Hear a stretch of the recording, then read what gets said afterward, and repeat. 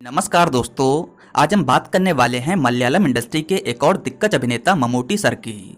पिछले दिनों हमने मलयालम के सुपरस्टार मोहनलाल सर पर एक डेडिकेटेड वीडियो बनाया था। जैसा कि आप जानते ही होंगे, ममूटी और मोहनलाल ये दोनों अभिनेता मलयालम इंडस्ट्री के टू मेजर पिलर्स हैं, जिन्होंने इस इंडस्ट्री के डेवलपमेंट में काफ़ी योगदान दिया।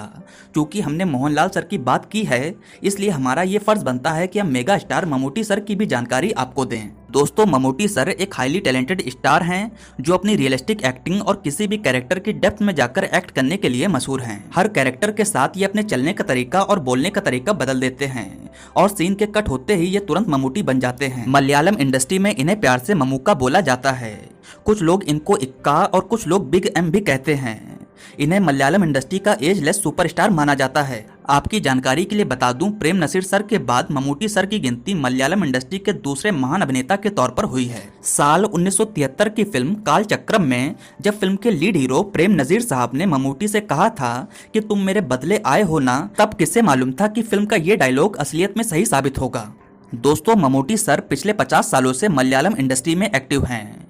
इस बीच इन्होंने 400 से अधिक फिल्मों में काम करके पूरे केरला में अपना वर्चस्व बना रखा है। इतना ही नहीं, ये मलयालम इंडस्ट्री के पहले एक्टर हैं जिन्होंने यहाँ से निकलकर तमिल, तेलुगु, कन्नड़ा, हिंदी और यहाँ तक कि अंग्रेजी भाषा की फिल्मों में लीड रोल प्ले किया है। मलयालम इंडस्ट्री में तो इनके क्या ही कहने हैं। ये वो एक्टर हैं जिन्होंने बॉलीवुड में मोहनलाल सर से पहले स्टारडम पाया। साल 1983 से 86 के बीच ममूटी सर की हर साल 30 से अधिक फिल्में रिलीज होती हैं, जहां सन 83, 84 और 85 में ममूटी सर की हर साल 34 फिल्में रिलीज हुई। वहीं साल 1986 में इनकी टोटल 35 फिल्में रिलीज हुई, जिसमें ये बतौर लीड हीरो नजर आए। सिर्फ एक फिल्म और रिलीज हो जाती तो ममूटी सर वो एक्टर कहलाते जिसकी एक साल में सबसे ज्यादा फिल्में रिलीज हुई होती। सन 83 से 86 के बीच ममूटी सबसे बिजी एक्टर रहे और इस बीच इन्होंने 120 से अधिक फिल्मों में बतौर लीड हीरो काम किया। दोस्तों, सिनेमा में दिए गए इनके योगदान के चलते साल 1998 में इनको पद्मश्री से सम्मानित किया गया। 2010 में इन्हें केरला गवर्नमेंट की तरफ से हॉनरी डॉक्टरेट की भी उपाधि दी गई।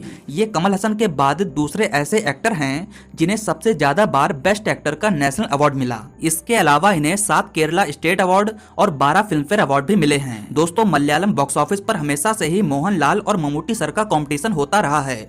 इनके फैंस के बीच भी अक्सर फैन वॉर्स की खबरें आती रही हैं। वहीं दूसरी ओर मोहनलाल और ममूटी एक दूसरे के बहुत अच्छे दोस्त हैं और मोहनलाल तो ममूटी को अपना बड़ा भाई मानते हैं। इन दोनों ने अब तक 56 फिल्मों में एक साथ काम किया और जितनी भी फिल्मों में काम किया उसमें मोस्ट ऑफ द फिल्में ब्लॉकबस्टर रहीं। आपको जानकर हैरानी होगी कि पदायुट्टम मूवी में ममूटी सर ने मोहनलाल के पिता का रोल प्ले किया। उस समय ये दोनों स्टार्स अपना नाम बनाने के जद्दोजहद में लगे हुए थे। दोस्तों, ममूटी को मोहनलाल से पहले ही स्टारडम मिल गया।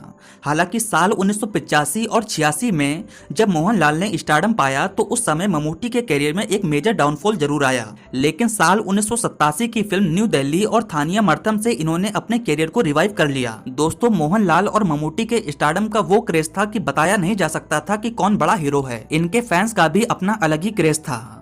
एक बार हुआ क्या कि हरिकिशन फिल्म में ममूटी और मोहनलाल को हीरो के तौर पर साइन किया गया। फिल्म की हीरोइन जूही चावला थी और फिल्म में लव ट्रायंगल को दिखाया गया था। क्लाइमैक्स में हीरोइन एक हीरो को हाँ बोलती है और दूसरे को मना करती है। तब मेकर्स ने फिल्म के 2 क्लाइमैक्स रखे। एक क्लाइमैक्स में मोहनलाल को हीरोइन मिलती तो दूसरे में ममूटी को। ऐसा इसलिए किया गया था ताकि किसी के भी फैंस नाराज ना हो। ये था स्टार पावर उन दिनों इन दोनों स्टार्स का। वैसे ममूटी सर का जन्म 7 सितंबर साल 1951 को चंडी रोड त्रावणकोर, कोचीन में हुआ।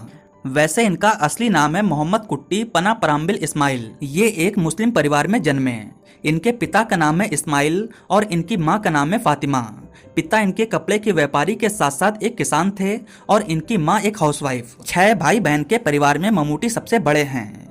इनसे छोटे इनके 2 भाई इब्राहिम कुट्टी और जकारिया हैं। वहीं इनकी 3 बहनें अमीना, सौदा और साफिना इनसे छोटी हैं। दोस्तों, इनकी primary schooling government high school Kulasekhara Mangalam से हुई। आगे चलकर इनके पिता अर्नाकुलम शिफ्ट हो गए। इसके बाद इन्होंने गवर्नमेंट स्कूल अर्नाकुलम से अपनी पढ़ाई करी। दोस्तों, स्कूल के दौरान इन्हें अपना नाम बिल्कुल भी पसंद नहीं था। ये हमेशा अपने दोस्तों को अपना नाम मोहम्मद शरीफ बताते। एक बार इनके दोस्तों को इनका असली नाम मोहम्मद कुट्टी पता चल गया। बस तभी से इनके दोस्त यार इन्हें ममूटी ममूटी कहकर बुलाने लगे, जो कि उस समय इन्हें बिल्कुल भी पसंद नहीं आता। बहरहाल इन्होंने pre university degree Sacred Heart College Thevara से पूरी करी। इन्होंने महाराजा कॉलेज से अपना ग्रेजुएशन कंप्लीट किया। दोस्तों, ममूटी बचपन से ही फिल्मों को लेकर काफी पैशनेट थे। इन्हें जब भी छुट्टी मिलती ये मेकर्स के पास पहुंच जाते और उनसे काम मांगने लगते, जहां इन्हें कई बार मेकर्स ने रिजेक्ट किया। खैर साल 1971 में ये डायरेक्टर के.एस. सेतु माधव से मिले और उनसे काम मांगने लगे। उस समय डायरेक्टर अनुभवंगल पालीचाक्कल फिल्म में काम कर रहे थे। इनका डेडिकेशन देखकर इनको जूनियर आर्टिस्ट का रोल दिया गया। इसके बाद ये साल 1973 की फिल्म कालचक्रम में नजर आए और इन दोनों फिल्मों में इनको क्रेडिट नहीं दिया गया। जब कहीं बात नहीं बनी तो इन्होंने आगे चलकर गवर्नमेंट लॉ कॉलेज से LLB कर ली और 2 साल तक इन्होंने प्रैक्टिस भी करी। इस बीच ये फिल्मों के लिए कोशिश भी करते रहे।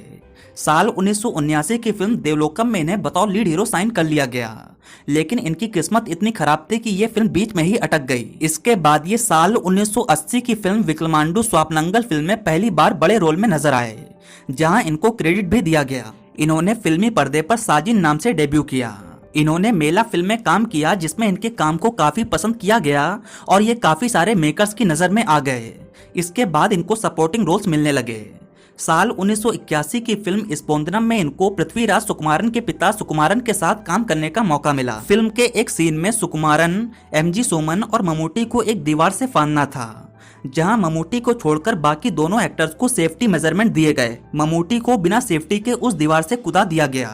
जब फिल्म की एक्ट्रेस ने डायरेक्टर से इसका रीजन पूछा, तब डायरेक्टर PG विशंबरम ने ये कहा कि इनके जैसे बहुत से एक्टर आएंगे और जाएंगे। इसी सीन में ममूटी सर का पैर भी फ्रैक्चर हो गया।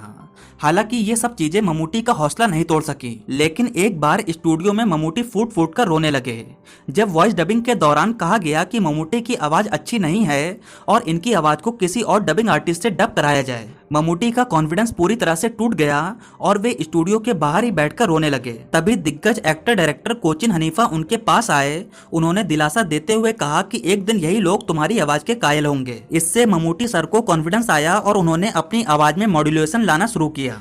खैर डायरेक्टर IV शशि बाबू नंबूत्री को लेकर तृष्णा फिल्म बना रहे थे, लेकिन वो फिल्म के एक्टर की परफॉर्मेंस से खुश नहीं थे और उन्होंने बाबू नंबूत्री को फिल्म से बाहर निकाल दिया। अपने दोस्त रितीश के कहने पर डायरेक्टर ममूटी से मिले और ममूटी को बतौर लीड हीरो फिल्म में साइन कर लिया गया। ये फिल्म बॉक्स ऑफिस पर सुपर हिट रही और इस तरह ममूटी को अपनी पहली फिल्म मिली। इसके बाद साल 1981 की फिल्म अहिस्मा के लिए ममूटी सर को बेस्ट सपोर्टिंग एक्टर का केरला स्टेट अवार्ड मिला। अब ममूटी सर को काफी सारी फिल्में ऑफर होने लगी। ये फिल्मों में सपोर्टिंग रोल में नजर आते तो कई फिल्मों में ये बतौर लीड हीरो भी काम कर रहे थे।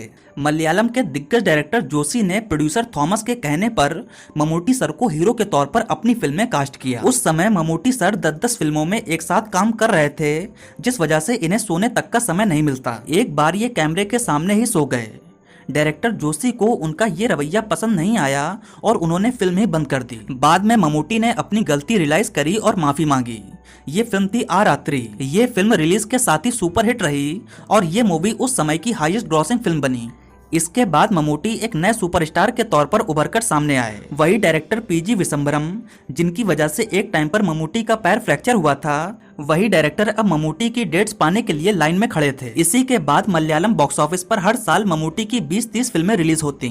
साल 1984 की अधिरांतरम, अधियोजु काकुल, आवाची और यात्रा जैसी फिल्में बहुत बड़ी सुपरहिट रहीं। अब ममूटी सर को बड़े बड़े डायरेक्टर्स के साथ काम करने का मौका मिला। सन 1985 तक ममूटी अपने करियर के पीक पर रहे। साल 1986 में इनकी टोटल 35 फिल्में रिलीज हुईं, जिसमें इनकी मोस्ट ऑफ द फिल्में फ्लॉप रहीं। वहीं दूसरी ओर साल 1986 में ही मोहनलाल की टोटल 36 फिल्में रिलीज हुईं, जिसमें 25 फिल्में हिट रहीं। पूरा सिनेरियो ही बदल गया। पेपर्स में यहाँ तक लिखा गया कि ममूटी का टाइम अब खत्म। बड़े बड़े डायरेक्टर्स मोहनलाल को साइन करने में लग गए और ममूटी को फिल्में मिलना ही बंद हो गईं। सिर्फ एक डायरेक्टर थे जोशी, जिन्हें ममूटी पर पूरा भरोसा था। उन्होंने ममूटी को लेकर एक जर्नलिस्ट की रिवेंज स्टोरी पर फिल्म बनाने का सोचा। उस समय प्रोड्यूसर्स ममूटी की फिल्मों पर पैसा लगाने के लिए तैयार नहीं थे। कुछ प्रोड्यूसर्स ने तो ये तक कहा कि मोहनलाल को फिल्म में कास्ट कर लो, हम फिल्म प्रोड्यूस कर देंगे। बहरहाल जोशी को लगता था कि ये फिल्म सिर्फ ममूटी ही कर सकते हैं। उन्होंने आ रात्रि के प्रोड्यूसर थॉमस से बात करी और उनको फिल्म को प्रोड्यूस करने के लिए राजी कर लिया। फिल्म 21 दिन में बनके तैयार हो गई। ये फिल्म थी न्यू दिल्ली। दोस्तों, ममूटी फिल्म के रिलीज के टाइम पर काफी नर्वस थे, लेकिन जब फिल्म रिलीज हुई तो फिल्म को काफी अच्छे रिव्यू मिले और थिएटर के बाहर काफी अच्छा रिस्पांस देखने को मिला। थिएटर्स के बाहर इतनी भीड़ हो गई कि पुलिस को लाठी तक चलानी पड़ी। ममूटी सर इतना इमोशनल हो गए कि उन्होंने फिल्म के डायरेक्टर को गले से लगा दिया। ये फिल्म ह्यूज ब्लॉकबस्टर रही और इस फिल्म ने 2 करोड़ से ज्यादा की कमाई करी। ये फिल्म आज भी ममूटी की बिगेस्ट हिट में गिनी जाती है। इस फिल्म ने ममूटी के खोए हुए स्टारडम को दोबारा से वापस ला दिया। इसी साल की थानिया वर्तनम के लिए इन्हें बेस्ट एक्टर का क्रिटिक्स चॉइस अवार्ड मिला। साल 1988 की ओरू सीबीआई डायरी सुपरहिट रही। इन्होंने फिल्म में अय्यर ब्राह्मण का रोल प्ले किया। एक मुस्लिम एक्टर ने ब्राह्मण का कैरेक्टर इतनी कन्विंसली प्ले किया कि सब देखते रह गए। फिल्म की सफलता को देखते हुए इस फिल्म की सीरीज बन गई, जिसके तहत साल 1989 में जगरथा, 2004 में सेथुरामा अय्यर सीबीआई और 2005 में नारायणा सीबीआई जैसी फिल्में बनी और ये सारी फिल्में सुपरहिट रहीं। इसके बाद ये अमरम, मृग्या, ओरू वड़क्कन, कलिक्कलम, वीरगाथा, साम्राज्यम और भूताकंडी जैसी सक्सेसफुल फिल्मों का हिस्सा रहे। एक टाइम पर इन्हें डॉक्टर बाबा साहब अंबेडकर फिल्म ऑफर हुई, जो कि एक इंग्लिश फिल्म थी। इसे ममूटी ने सिर्फ इसलिए रिजेक्ट कर दिया क्योंकि इस कैरेक्टर के लिए इनको अपनी मूंछ हटानी थी। हालांकि बाद में मेकर्स ने इन्हें कन्विंस कर लिया और इस फिल्म को क्रिटिकली काफी ज्यादा पसंद भी किया गया। इस फिल्म के लिए ममूटी को तीसरी बार बेस्ट एक्टर का नेशनल अवार्ड मिला। साल 1990 में मौनम समादम के जरिए तमिल इंडस्ट्री में, साल 1992 में स्वाति किरणम के जरिए तेलुगु इंडस्ट्री में, साल 1993 में धरती पुत्रा के जरिए हिंदी इंडस्ट्री में और सन 2012 में शिकारी फिल्म के जरिए इन्होंने कन्नड़ा इंडस्ट्री में कदम रख दिया। इन्होंने 15 फिल्मों में बतौर लीड हीरो काम किया, जिसमें थलापति फिल्म में इनको रजनीकांत सर के साथ स्क्रीन शेयर करने का मौका मिला। इसके अलावा सन 2000 की आरेना कमर्शियली सक्सेसफुल रही और इन्हें बेस्ट एक्टर का फिल्म फेयर अवार्ड मिला। सन 2000 की वालित्यन साल की हाईएस्ट ग्रॉसर फिल्म रही। सन 2001 की दुबई मलयालम सिनेमा की मोस्ट एक्सपेंसिव फिल्म थी। दोस्तों 2003 की क्रोनिक बैचलर सुपरहिट रही और 2003 की विशु 115 दिनों तक थिएटर्स में चलती रही। इसके अलावा इन्होंने कजचा, वेसम, करुथा पासिकल, थुरप्पू गुलाम, पझसी राजा और पालेरी मानिक्यम जैसी इतनी फिल्मों में काम किया जिसे एक वीडियो में डिस्कस नहीं किया जा सकता। इस तरह ममूटी सर ने पिछले 50 सालों में 400 से अधिक फिल्मों में काम करके मलयालम इंडस्ट्री में ही नहीं बल्कि पूरे इंडिया में अपनी एक खास जगह बना ली है। चलिए दोस्तों अब बात करते हैं इनके मैरिटल स्टेटस की। दोस्तों इनकी शादी साल 1979 में सुल्फत जी से हुई है। इस शादी से इनको 2 बच्चे हैं, एक बेटा और एक बेटी। बेटी का नाम है सुरमी और बेटे का नाम है दुलकर सलमान। बात इनके बेटे दुलकर सलमान की करें तो मैं आपको बता दूं दुलकर सलमान इस समय मलयालम इंडस्ट्री के टॉप एक्टर हैं। इसके अलावा इन्होंने अलग अलग इंडस्ट्रीज में भी अपनी एक खास जगह बना ली है। तो दोस्तों ये रहा ममूटी सर पर हमारा एक डेडिकेटेड वीडियो। आपको ममूटी सर कैसे लगते हैं आप नीचे कमेंट सेक्शन में बता सकते हैं। साथ ही साथ नेक्स्ट अब आप किस एक्टर के बारे में जानना चाहते हैं ये भी नीचे कमेंट सेक्शन में जरूर बताएं। अगर आपको मेरा वीडियो पसंद आया हो तो प्लीज़ लाइक करें, कमेंट करें और मेरे चैनल को सब्सक्राइब करें। आपका बहुत बहुत धन्यवाद।